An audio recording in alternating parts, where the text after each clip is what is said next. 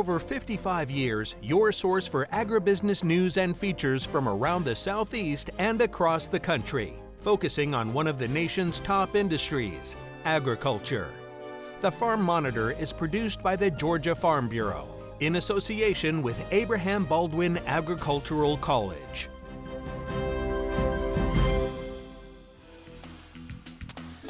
The only show dedicated entirely to Georgia agriculture. We are the Farm Monitor. That is the name of the program. As for us, we are Jennifer and Ray. And we are excited to have you with us for the next half hour. The rundown stacked from top to bottom. And here's some of the stories you'll see. Shrimping season is nearly here, but with fewer boats and rising imports, can Georgia shrimper stay afloat? Also on the show, we help build the Georgia National Fairgrounds from the ground up. Now a new tribute rises in Larry Walker's honor, one that reflects the heart of his vision. Plus, well, hey everybody, Ranger Nick here. Coming up a little bit later, we're talking precision ag, and I'm going to explain how this tractor and this piece of equipment right here are using electrical current to make decisions about fertilizer and water. That and so much more starts right now on the Farm Monitor. while shrimping has been a staple along the Georgia coast for more than a century, newer industries like oyster farms and fish hatcheries are helping expand aquaculture within the state. Damon Jones tells you why this growth is now more important than ever, with shrimpers facing more challenges than ever. In less than a month, shrimping season will officially get underway here in Georgia. And with the demand for seafood now being at an all-time high, there might not be a better time for shrimpers to cash in. We think that there are coastal and marine opportunities, especially with shellfish production as well, and even things like shrimp, which is the #1 consumed seafood product in the United States.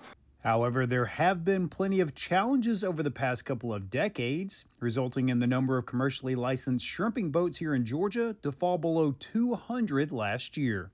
Their biggest issue is that they can't compete with the prices for imported shrimp, and when people go to the store and purchase shrimp, they're not looking to source a higher quality product, which is our wild Georgia shrimp. So what we need to do is differentiate that product and have consumers that are willing to pay more for a higher quality product. Buying local not only ensures quality and freshness, but also helps support a sustainable food system within the state. We don't control a lot of that process. So, I mean, if anything, COVID showed us that, we can't count on distribution networks to get food to us, and the more we can produce here in the state of Georgia, the more assurance we have that we won't have to go without it.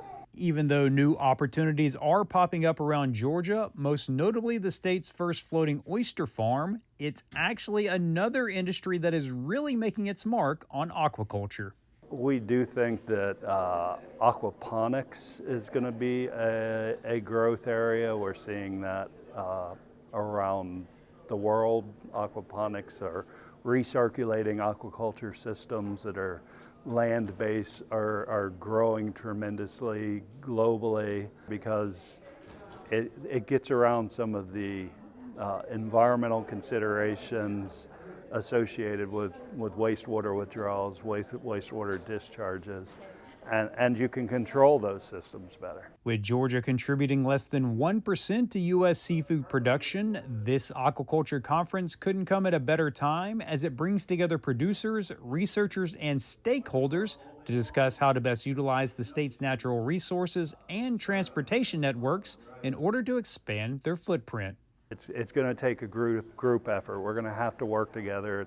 This is not something UGA can do alone. It's not something any one agency or group can do alone. We're going to have to work together on it. So I hope to just create some of that momentum to drive the state forward into taking advantage of this opportunity. Reporting from Athens, I'm Damon Jones for the Farm Monitor. Meantime, what started with just a marigold grew into a lifelong passion, and in Whitfield County, one small garden center has become so much more than a store. It's a business rooted in plants, people, and purpose. The Farm Monitor's John Holcomb has the story. Here in northwest Georgia, this garden center filled with beautiful plants, shrubs, and other greenery didn't begin with just business. It began with a deep-rooted love for gardening, planted in owner Sam Brown by the hands of someone else near and dear to him, his grandmother. I started at the age of 3 with my grandmother planting in the yard, and I clearly remember planting marigolds, and she just cultivated that seed in me to have that joy of plants from an early age, and I continually planted and experienced the soil and just various aspects in the landscape with her, and that led to my joy of gardening. From there, that love for plants only blossomed, which led him to pursue a career in landscape architecture. But in 2011, after losing his job due to the economy, fate had other plans, and Fiddlehead's Garden Center was born. We started small. The space that we're in now was not a part of the garden center at that time. It was a bicycle store. And we began growing a lot of annuals, a lot of perennials. We had shrubs, we had trees, we had pottery. And then over time, we kept adding and expanding and growing. Early on, they grew most of their inventory in-house, but as the retail side expanded, the growing space shrank. These days, they focus on sourcing locally, especially from within the state. When we originally opened, we grew over 100,000 plants for the spring season, and then maybe another 30,000 for fall. As we grew, as the business grew, I should say, we needed more space for retail, and over the years that grow space got reduced more and more. And so as far as the plants that we bring in, we do our best to bring as many that we can from growers in the state of Georgia. If not, we try to bring them in the local southeastern area. But our priority is Georgia growers, and that's been important to us from the very beginning. Through it all, though, the changes, the long days, and the hard work, Sam says it's the people and the passion for plants that makes the business worth it. No day is the same. Every day is different. It's always interesting. When I was in the design field, there were a lot of days that felt the same, and there's a lot of variety. I get the pleasure of being outside. Beyond that, it's definitely got to be the people. Whether it's the customers that we get to connect with and bond with, or the growers that we get to know and really learn. And to be a part of that, it makes your every day an enjoyable day. Reporting in Dalton for the Farm Monitor, I'm John Holcomb. Well, hey everybody, Ranger Nick coming up after the break. No, I'm not trying out for some new Ghostbuster or sci-fi movie. I'm actually measuring chlorophyll, and I'll explain how this is being used to inform decisions for row crops and fertilizer after the break.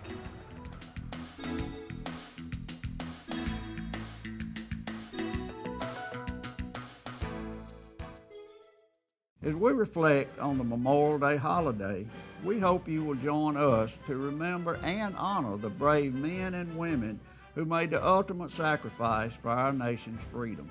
At Georgia Farm Bureau, we are deeply grateful for their unwavering dedication and commitment, and we stand united, remembering their lives and their legacy. It is our prayer that their memory inspires us all to live with gratitude and compassion, and may their selfless service never be forgotten. Also, to the families of our heroes, we say thank you.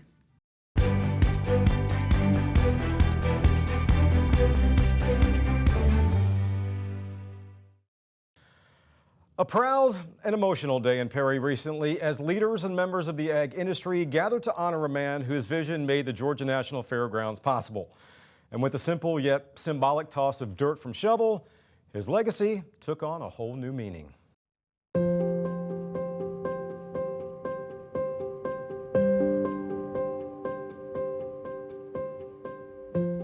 When you talk about the Georgia National Fairgrounds and Agri Center, one name stands tall. A longtime Georgia lawmaker and community leader, Larry Walker was the driving force behind the creation of what is now considered one of the nation's premier agricultural showplaces. In the early 1980s, Walker recognized the need for a centralized venue to support and showcase Georgia agriculture. Well, thanks to his tireless efforts, the Georgia National Fairgrounds became a reality, opening its gates in 1990 and quickly becoming a cornerstone for youth livestock shows, statewide events, and the annual Georgia National Fair. We went to Macon and met in the old Farm Bureau building out on the Gray Highway. There was about 15 of us met there in a big conference room, and I'll never forget it. I was sitting next to Henry Reeves, and we were talking, and Henry said, it's going to take about $15 million to get this thing started. Well, I almost fell out of my chair. Today is a celebration of the future and the present. And now, more than 3 decades later, the fairgrounds is honoring its founding father in a big way with the construction of the Larry Walker Arena. All right, toss on 3. 1, 2, 3. The groundbreaking ceremony brought together state officials, fair staff, and members of the ag community, many of whom credit Walker's vision and leadership with creating opportunities for generations of young people in agriculture. Fighting back tears, Walker called the moment humbling, saying he never imagined his name would be attached to a facility of this scale and significance. Well, it's confirmation of what I always dreamed of, I guess, to some extent. I come from an agricultural family, and agriculture has changed a lot, and it's a great thing to be involved with these good people. Once completed, the Larry Walker Arena will serve as a state-of-the-art venue for livestock competitions and educational events, carrying forward the mission Walker began over 40 years ago. What an amazing human being. Construction on the arena is expected to begin immediately, with officials hoping to have the facility open in time for next year's fair season. Holding a juvenile Juro spider. Until next time, for the Farm Monitor, I'm Ranger Nick, reminding you, like I always do, that enthusiasm is contagious.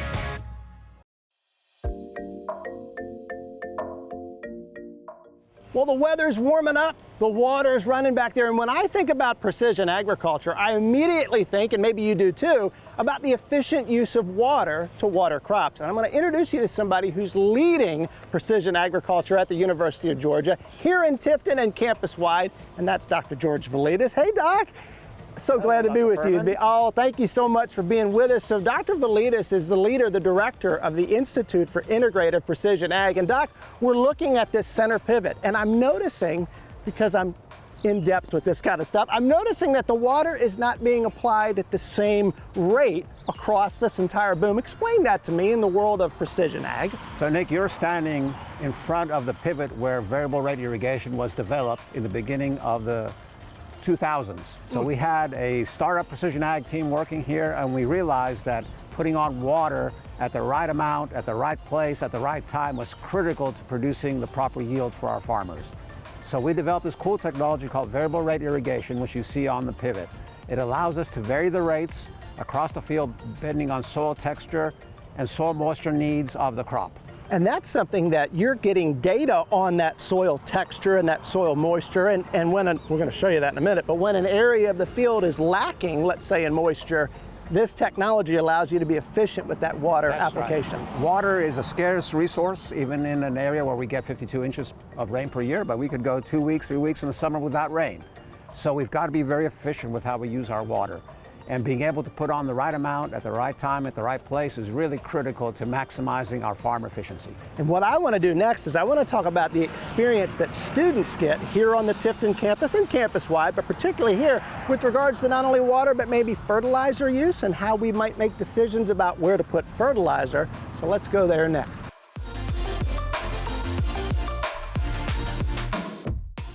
Well, just some of the tools that are used in precision agriculture. We go from Dr. Velitis to his esteemed graduate student, Vinny Trevisan. So good to meet you. Nice to meet you. I'm so glad you're here because I'm looking at this piece of equipment and I'm noticing that there's a light on right here. And we just finished learning about water efficiency. And I understand that this has something to do with applying fertilizer. What can this tell us about applying the right rate of fertilizer? Yeah, it can be related with fertilizer. That's a sensor. It's gonna measure the amount of light that the plants are reflecting. So by the amount of light the plants are reflecting, you can correlate with biomass, okay, and it can correlate with chlorophyll amount. So this is also correlated with fertilizers like nitrogen. Okay. So if you have a low reflectance, it means your plant health is low and you have to apply more fertilizers. So the reflectance, if I don't have as much chlorophyll, the green stuff, if it's low, this is going to go into a computer and say, I need more nitrogen, I need more fuel, more fertilizer.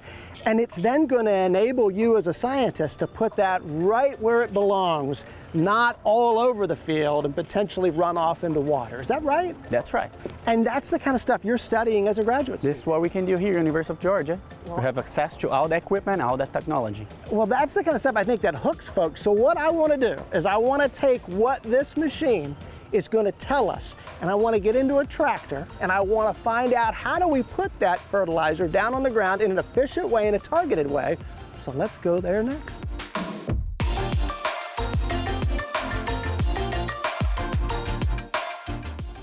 Well, we weren't just out joyriding around in a tractor looking at a field. We're actually doing valuable recon work looking at soil texture using electricity. And I want to introduce you to somebody who's doing that, precision ag and all things great specialist here at the University of Georgia, Mr. Rodney Hill. Mr. Rodney has been working with Dr. Velitis for over 30 years. Yes. Talk about a relationship. And Mr. Rodney, so I'm looking at this tractor and I got to ask you, so you're telling me, I hear, that electricity is coming from this piece of equipment into the soil. What's it telling you? Yes. So we're sending a voltage into the soil, into these discs, and it's creating a magnetic field. And we're getting a reading based on the soil profile, because we're going to do that recon you referred to, because we don't know the history of the field. This gives us that initial data set that we need. We take that, we take a shallow reading, we take a deep reading, and then that data is processed and created a map. We have our GPS receiver that we actually are collecting that site directly over the data that we're collecting. So think about this. If I've got corn, cotton, peanuts, I know exactly where the soil texture changes based on electrical connectivity. Yes. And I can then, with water or fertilizer, go out, look at my map that I just conveniently have with us here, look at those colors and know, and this tractor will know, where to put that water or fertilizer. That's incredible. Yes. If you're doing row crop work, this is the kind of stuff you need to know. World-renowned Dr. Velitis and his team. Mr. Rodney, I can't thank you enough. Thank you for coming. I've had such a blast learning about this precision ag. Y'all know what to do. While you're online looking up more about precision ag and Dr. Velitis and his team, check out the Farm Monitor Facebook page and the Ranger Nick Facebook page. And until next time, for the Farm Monitor, I'm Ranger Nick, reminding you, as I always do, that enthusiasm is contagious. So pass it on. Y'all, thanks so much for watching. We'll look forward to seeing you right back here again next month. See ya. Holding a juvenile Juro spider. Until next time, for the Farm Monitor, I'm Ranger Nick, reminding you, like I always do, that enthusiasm is contagious. Crunchy, sweet, and packed with history. After the break, we're taking you to Georgia's blueberry capital, where the secret to success starts in the soil.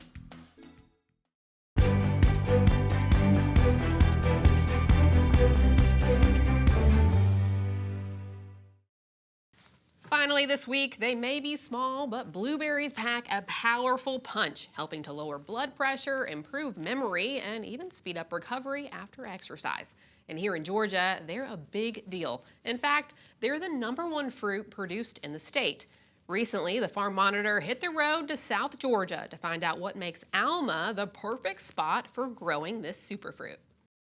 This is called a Key Crisp, my favorite, because when you bite it, it has a crunch, just like a grape does. Did you know that Alma is the blueberry capital of Georgia? Bacon County grows more blueberries than anywhere else. The secret is in the soil. This is pine tree country down here. And you'll see farmers go in and cut all the pine trees to plant blueberries because that is the perfect soil, the perfect mulch for a blueberry. They like that. And these blues have been around a long time. The Indians were eating blueberries when the settlers came over. They would cook down the blueberries, add milk to it, and make a paint to paint their homes. But the interesting thing to me was Indians did not call them blueberries. They called them star berries. And the reason being, if you look at the end of a blueberry, that's actually what we call the calyx. The correct term is calyx. And if you look, it is normally a 5-pointed star. That's why they call them star berries. A lot of work goes into producing blueberries. These are started out as tiny little root cuttings. So they just look like little sticks to start with. It takes about 3 years for a farmer to have enough to harvest. So for 3 years, the farmer plants, he feeds it with fertilizer, he waters it, he tries to keep the grass and the weeds down because that is going to help this plant to grow. We also have to fight insects and diseases. We are fortunate enough here in Bacon County to have what we call the Blueberry Research and Demonstration Farm. It consists of about 8.5 to 9 acres of rabbit eye blueberries, as well as 10 to 12, I would say, acres of southern highbush blueberries. Blueberry specialists, whether it be pathologist, entomologist, or weed scientist or horticulturalist, can come and conduct their research there. There's always something to learn. And when those pests or problems or issues we have in the blueberries come up and nobody really knows what to do, how to fix it, that's where the University of Georgia and Extension Service can come in and say, okay, we see that there's an issue. He says technology has grown tremendously and many farmers use drones to help with their crops. They have technology now that you can fly over a field and actually see the plants, and it'll send, I'm using different wavelengths, and you can see stressed plants. It's not just pests they have to look out for. Blueberries do not like a lot of water. If you notice, these are on a bed. You see, it's not just flat on the ground. We call it wet feet. If they have wet feet, they rot. They also have to protect the plants from cold temperatures, and they do that by spraying the plants with water. You go ahead and put ice on it before it hits freezing, and then once it hits freezing and below, that plant won't go any colder than freezing. So you have protected it. You put a shield over it and protected that little plant from the frost. Blueberry season in Georgia is from April to mid-June, and there's 2 ways they pick the fruit from the bush. Manually. We bring in workers, but they'll have a pouch and a bucket, and they'll go up to a plant, and they will literally, when they're blue, just pick like that. And with a harvester. The driver sits way up there and it goes over this plant. What it does is it shakes them. And the blueberries, because they're ripe, they'll fall off. She says because the berries turn and become ripe at different times, a farmer could actually pick the same row multiple times in one season. Our blueberries go everywhere. In fact, we've been told most of the berries picked here in this area go way up north. I've heard people, New York, even Canada, say they get our berries. It's farms like this one and farmers like the Wilds that continue to work hard to provide blueberries near and far and help make Georgia #1 in blueberry production. And here's more food for thought. According to the USDA, Americans consume nearly 1.5 pounds of blueberries per person each summer. That's over 500 million pounds nationwide. That is a lot of stained fingers, am I right? That'll do it for this week's show. Thanks so much for watching, and we'll see you next time right here on the Farm Monitor. Stay safe.